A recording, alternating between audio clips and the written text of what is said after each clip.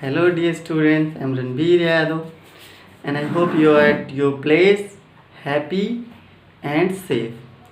So, dear student, today I am here with an important topic: class. As many of the students had told me, sir, please teach us class. Sir, please tell us about class. What is it? For that purpose, I thought, why not let's teach today class. So, without wasting any time, let's start it. As all of you know beta what is class. You keep on hearing that class, but most of you are never unfamiliar with this word even. So let's today I just want to assure you that I definitely will let you know that what is class. But all you have to do is just watch the video till end. Okay बेटा, तो पहले समझो क्या है class. Class का मतलब है जैसे कि ये लिखा है अ ग्रुप ऑफ वर्ड, मतलब वर्ड्स का ऐसा ग्रुप ना जिसमें कम से कम एटलीस्ट एक फाइनाइट वर्ब हो ना, और एक सब्जेक्ट हो. कहने का मतलब एक सब्जेक्ट हो और दूसरा क्या हो, एक फाइनाइट वर्ब हो, है ना. Is that clear. Finite verb वो होती हैं जिनका के सब्जेक्ट या सब्जेक्ट के चेंज के अकॉर्डिंग वो चेंज हो जाए. जैसे सब्जेक्ट का नंबर बदले या पर्सन बदले तो वो चेंज हो जाए. जैसे ही गोज, अगर ही सब्जेक्ट है तो गोज है ना. अगर हम कर दें यू गो, यू करेंगे तो चेंज हो जाएगी वर्ब. ही सब्जेक्ट है ही ना, क्या है यहाँ लिखते हैं जिससे आप और समझो. ही है तो यहाँ पे गोज होगा, वहाँ जाता है, दोनों का मीनिंग एक ही है. ही है तो गोज होगा, है ना. ही है तो क्या होगा, गोज होगा. लेकिन अगर मैं कर दूँ आप जाते हो, तुम जाते हो, तो ये यू होगा और गोज की जगह सिर्फ गो होगा. तो हुआ ना चेंज. ये सब्जेक्ट के पर्सन के अकॉर्डिंग तुरंत चेंज हुआ. वो थर्ड पर्सन था तो उसमें यस या यस लगा ना. ये सेकेंड पर्सन था, उसका मतलब वो सिंगुलर था और ये इसे सिंगुलर प्लूरल दोनों मानते हैं. तो ये जैसे ही आया यू, तुरंत इसमें देखो चेंज हुआ ना सब्जेक्ट मतलब वर्ब में. तो समझ लो कि जो वर्ब सिंपली सारी वर्ब जो आप कम, गो, ईट, हैव जो वर्ब्स होती हैं वो सारी क्या होती हैं, फाइनाइट वर्ब भी होती हैं. तो सिंपली आप इतना ही जानो, फाइनाइट भी ना जानो, सिर्फ वर्ब जानो, ठीक है ना. मतलब ऐसा ग्रुप वर्ड्स का जिसमें कम से कम एक वर्ब हो और एक सब्जेक्ट हो, वो होती है क्लास, है ना. बस इतनी सी चीज़. जैसे कि एक छोटी क्लास ये भी है, ही गोज ना. ही गोज भी एक क्लास है ना. जैसे I went there to meet my friend. I went there में I went there to meet my friend ना. तो इसमें जो आई वेंट देयर ये भी एक क्लास है ना. जैसे और I want you to know it, I want you to know something important. मैं चाहता हूँ कि तुम कुछ ज़रूरी चीज़ जानो. तो इसमें आई वांट जो है ये भी एक क्लास है. और to know something, I want you that you know something important, जो that you know something important है ये भी क्लास. कहने का मतलब हर एक सेंटेंस में कम से कम एक क्लास तो रहेंगी ही रहेंगी, हर एक सेंटेंस में. क्योंकि हर एक सेंटेंस में एक सब्जेक्ट रहेगा, है ना, और एक वर्ब भी रहेगी ना. Is that clear. तो बस इतना ही जानो. उसके बाद देखो इसके टाइप बेटा. इसके टाइप तो जनरली होते हैं दो ना. कितने पार्ट होते हैं इसके, दो. एक होता है डिपेंडेंट क्लास ना. There are two types of class and the first one is independent and second one is dependent. So independent का मतलब होता है means the class that can give its meaning ना. That is alone enough to give its meaning, जो खुद में पर्याप्त हो अपनी मीनिंग देने के लिए, उसे कहते हैं इंडिपेंडेंट क्लास. क्या कहते हैं, इंडिपेंडेंट क्लास. जैसे कुछ क्लासें ऐसी हैं जो अकेले अपना मीनिंग नहीं दे सकती. वो क्या करती हैं, अपनी मीनिंग देने के लिए दूसरे क्लास पर डिपेंड होती. जैसे मैं कहूँ हिंदी में ही समझो कि उसने मुझे बताया कि वो मुंबई में रहकर क्या काम करता है. तो इसमें एक तो देखो दो वर्ब है, उसने मतलब दो क्या हैं, दो वर्ब हैं. इस हिसाब से दो सब्जेक्ट भी हैं, और दो वर्ब दो सब्जेक्ट हैं मतलब दो क्लास हैं ना. क्योंकि एक वर्ब और एक सब्जेक्ट से क्या बनता है, एक क्लास, और फिर एक सब्जेक्ट और एक वर्ब हो गया, दो क्लास हो गई। तो उसने मुझे बताया, पहला क्लास तो आपका ये हो गया, ही टोल्ड मी ना। और उसके बाद that what does he do in Mumbai. दूसरी क्या है कि वो मुंबई में क्या करता है, वो मुंबई में क्या करता है। तो अकेले अगर कहो कि वो मुंबई में क्या करता है, तो ये कोई अपना मीनिंग नहीं दे पा रहा है, नहीं दे पा रहा है ना। और अगर मैंने बताया कि मैंने इसमें जोड़ दिया कि उसने मुझे बताया, तो ये पूरा मीनिंग देने लगा कि उसने मुझे बताया कि वो मुंबई में क्या करता है।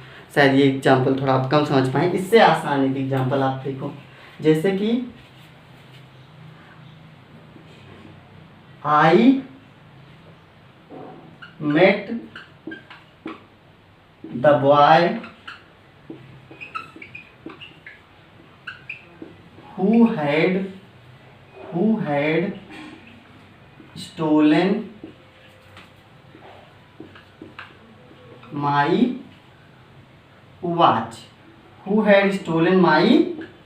watch, कि मैं आज उस लड़के से मिला जिसने मेरी घड़ी चुराई थी ना। तो इसमें देखो आप दो क्लास है, एक क्योंकि ये आई क्या है, एक सब्जेक्ट है ना, और मेट एक वर्ब है ना। तो एक सब्जेक्ट और एक वर्ब से एक क्लास बन गया है ना, बन गया ना।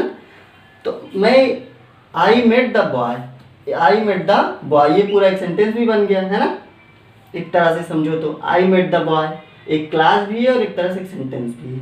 तो मैं मतलब मैं उस लड़के से मिला, द बॉय मतलब उस लड़के से, मैं उस लड़के से मिला who had stolen my watch, जिसने मेरी घड़ी चुराई थी। जैसे मैं कहूँ कि मैं उस लड़के से मिला, तब तो ठीक है यार तेरा हाँ मिला, लेकिन मैं कहूँ जिसने मेरी घड़ी चुराई थी, अकेले सिर्फ कहूँ जिसने मेरी घड़ी चुराई थी, तो ये कोई मतलब दे रहा है, नहीं दे रहा है ना, नहीं दे रहा है ना। और जैसे मैं कहूँ मैं जानता हूँ ना कि तुम कहाँ रहते हो, मैं जानता हूँ कि तुम कहाँ रहते हो ना। तो I know that where you live, I know that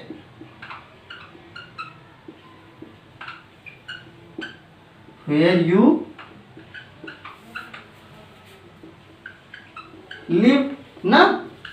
इसमें भी देखो दो क्या है, दो सेंटेंस है, मतलब दो क्लास है। इस तरह से देखो सेंटेंस एक ही है, सॉरी दो क्लास है। आई एक सब्जेक्ट हुआ, नो इसका वर्ब हो गया, फाइनाइट वर्ब। तो आई नो से क्या हो गया, एक क्लास बन गया, कंप्लीट हो गया ना, है ना। और दूसरा क्लास क्या है, वेयर यू लिव। तो यू एक और सब्जेक्ट हो गया और लिव दूसरा फाइनाइट वर्ब हो गया। तो मतलब दो क्लासें हो गई। लेकिन अब देखो आई नो का मतलब मैं जानता हूँ, ये तो अर्थ दे रहा है। लेकिन दैट वेयर यू लिव कि तुम कहाँ रहते हो, तुम कहाँ रहते हो ना। तो अकेले ये अपना मतलब थोड़ी दे पाएगा कि तुम कहाँ रहते हो। तुमसे कोई कहे कि तुम कहाँ रहते हो, कि तुम कहाँ रहते हो, तो तुम इसका मतलब समझ पाओगे, तुम समझोगे अरे भाई ये तो ना तो क्वेश्चन पूछ रहा है कि तुम कहाँ रहते हो, ये तो कह रहा है ना। जैसे तुमसे कोई पूछेगा कहाँ रहते हो तो ये कहेगा सिंपली कहाँ रहते हो, लेकिन वो कहे कि तुम कहाँ रहते हो तो नहीं समझ पाओगे। लेकिन उसी में वो जोड़ दे कि मैं जानता हूँ कि तुम कहाँ रहते हो, मैं जानता हूँ कि तुम कहाँ रहते हो, तो तुम समझ जाओगे हाँ ये कह रहा है कि मैं जानता हूँ कि तुम कहाँ रहते हो। तो इस तरह से मीनिंग पूरी मिल जाएगी। लेकिन अगर अकेला वो कहे कि तुम कहाँ रहते हो, तो इसकी ये कोई सही ना तो सेंटेंस है ना तो ये कोई सही मीनिंग देगा। तो आई होप कि लगभग आप समझ चुके होंगे कैसे होता है। जो खुद अपनी मीनिंग ना दे पाए, जो अपनी मीनिंग देने के लिए किसी दूसरे क्लास की हेल्प ले, उसे कहते हैं डिपेंडेंट क्लास, क्योंकि वो दूसरे के ऊपर डिपेंडेंट होता है, दूसरी क्लास के ऊपर डिपेंडेंट होता है। That is why it is called dependent class, है ना। दोबारा बताई जाएंगी, चीज़ें और क्लियर होंगी, यू जस्ट डोंट वरी, है ना। सिंपली आपको इतना समझना है कि जो दूसरे अपनी मीनिंग बताने के लिए जो दूसरे सेंटेंसेस मतलब दूसरे क्लास पर डिपेंड रहे, उसे कहते हैं dependent class. Is that clear? I hope it is clear ना। और लेकिन कुछ ऐसी क्लासेस हैं जो अपनी मीनिंग खुद दे देती हैं। खुद क्या दे देती हैं? अपनी मीनिंग दे देती हैं, अपनी मीनिंग खुद दे देती हैं। तो उन्हें कहते हैं इंडिपेंडेंट क्लास, मतलब वो फ्री होती हैं। जैसे if you come here, if you come here, जैसे मैं लिख दूँ इफ़ यू कम हियर, सुन के आप खुद भी लिख लो, if you come here I will give you, comma करके, I will give you 20 rupees ना। एक सेंटेंस ये लिखो, if you come here comma I will give you 20 rupees. और दूसरा सेंटेंस और लिखो,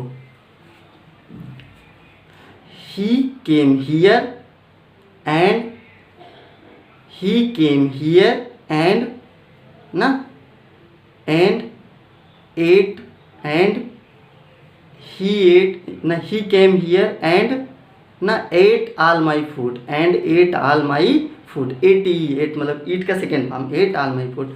तो दूसरे वाले में भी सब्जेक्ट ही है, he came here and he ate all my food। लेकिन चूंकि अगर दो क्या हैं, दो सेंटेंस हैं अलग अलग या दो क्लास हैं और उनके सब्जेक्ट एक ही हैं ना, अगर दो क्लास हैं उनके सब्जेक्ट एक ही हैं तो कोई ज़रूरी नहीं है दोनों में सब्जेक्ट लिखने का। इसमें चाहे तो आप लिख लो ही came here and he ate all my food, या इसको सिंपली इतना ही लिख दो, he came here and ate all my food ना। दो सेंटेंस हो गए। एक और लिखो, आई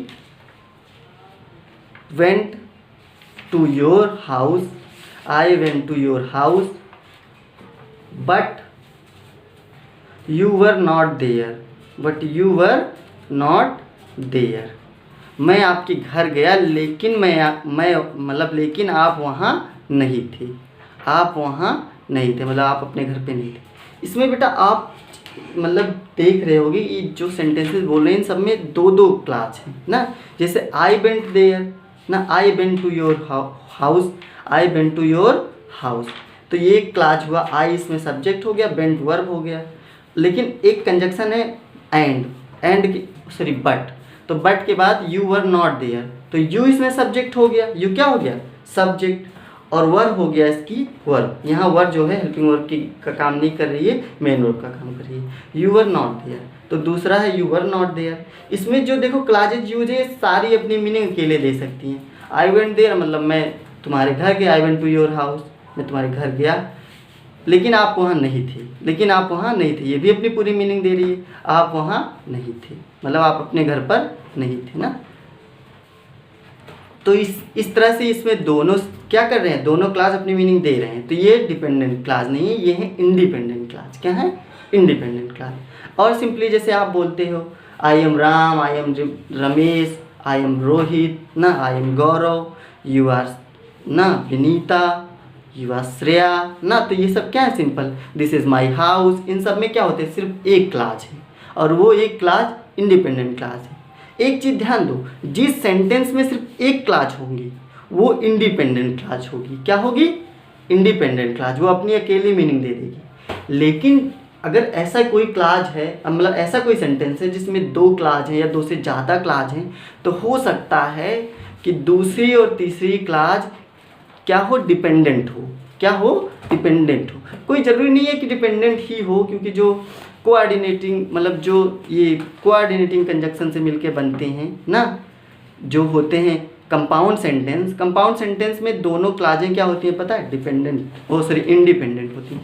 मतलब जितना भी मैंने एंड बट से आपको लिखाया, ये सारी दोनों तीनों क्लासें क्या हैं जानते हो, सेंटेंसेस, ये दोनों तीनों सेंटेंसेस कंपाउंड सेंटेंस हैं। और कंपाउंड सेंटेंस की जो दोनों क्लास होती है, क्योंकि कोई भी कंपाउंड सेंटेंस बनाने के लिए कम से कम दो इंडिपेंडेंट क्लासों का होना बहुत ज़रूरी है। मतलब जो क्लासें अपनी मीनिंग अकेले दे, दो क्लास या उससे ज़्यादा, और वो सारी क्लासें जो होती हैं कंपाउंड सेंटेंस की, वो अपनी मीनिंग अपने आप दे देती है ना।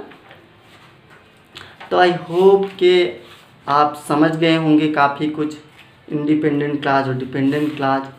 और जो आप ना भी समझ पाए हो तो प्लीज़ से कमेंट करके ना ज़रूर बताइए कि सर इसमें ये नहीं क्लियर हुआ है। मैं एक और वीडियो बना दूंगा या कोई सप्लीमेंट्री वीडियो बना दूंगा जिससे आप चीज़ों को और अच्छे से समझेंगे।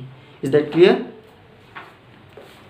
बस क्लासों के आपको अभी के लिए इतना जानना है कि इसमें डिपेंडेंट और डिपेंडेंट दो क्लास होती हैं ना। उसके बाद काफ़ी चीज़ें और हैं इसके अंतर्गत, डिपेंडेंट क्लास में भी हैं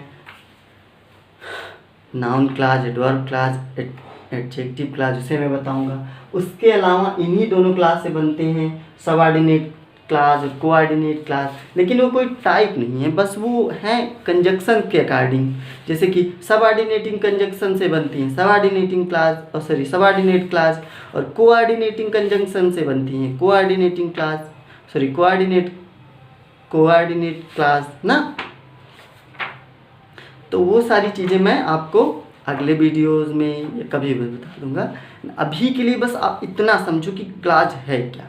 इसको 2 बार देखो, 3 बार देखो कि कैसे अ ग्रुप ऑफ वर्ड, मतलब एक शब्दों का समूह ना, जिसमें 2-3 वर्ड हों ना, और कम से कम उसमें एक सब्जेक्ट हो और एक फाइनाइट वर्ब हो, उतने से ही क्लास बन जाता है ना। A group of words that contains at least a subject and a finite verb of its own is called a class. That's all. Okay, thanks and I hope कि आप सब इसको पूरी तरह से समझे होंगे, और जो चीज़ें ना समझ में आई हो 2 बार 3 बार वीडियो को देखिए, और फिर भी चीज़ें ना समझ में आई तो प्लीज़ कमेंट करके आप बताओ। Thank you.